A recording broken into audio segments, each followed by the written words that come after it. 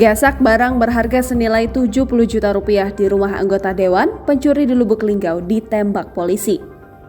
Pencuri pembobol rumah anggota Dewan Perwakilan Rakyat Daerah Kabupaten Musirawas, Sumatera Selatan ditembak polisi. Pelakunya Subendrio alias SU, warga Jalan Aneka RT 4, Kelurahan Tabakoji, Kecamatan Lubuk Linggau Timur 1, Kota Lubuk Linggau. Polisi menembak kaki kirinya sebanyak 2 kali karena pelaku melakukan perlawanan dan mencoba kabur saat dilakukan penangkapan di rumah pacarnya. Residivis kasus pencurian ini ditangkap polisi karena membongkar rumah Imawan Andrian Syah di Jalan Nangka lintas RT 4 Kelurahan Batu Urip, Kecamatan Lubuk Linggau Utara 2.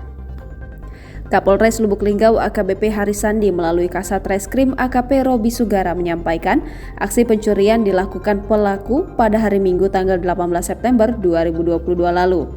Ketika itu, Imawan beserta istri dan anaknya pergi mengunjungi orang tuanya di daerah Kecamatan Terawas, Kabupaten Musirawas. Saat pulang sekitar pukul 20.00 waktu Indonesia Barat, mereka melihat pintu samping telah dicongkel.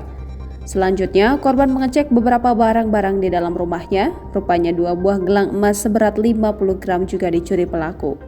Bukan itu saja, pelaku juga menggasak barang-barang lainnya seperti 1 buah handphone merek Oppo F9, 1 buah HP merek Samsung Tab A, 1 buah HP Samsung S8, dan 1 buah HP Samsung S10.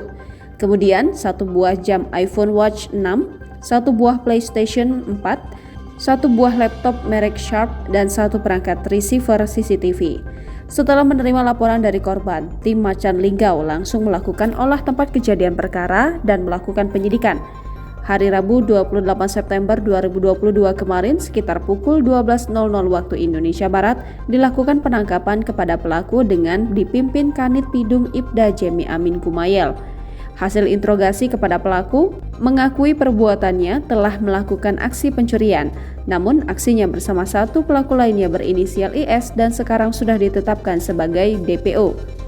Namun saat dilakukan pengembangan guna pencarian barang bukti, Subendrio mencoba berusaha melarikan diri dan melakukan perlawanan terhadap polisi. Selanjutnya, pelaku dibawa ke Rumah Sakit Dr. Sobirin untuk dilakukan pengobatan dan perawatan medis terhadap luka tembak yang dialami pelaku. Jangan lupa subscribe, share, komen, dan like ya!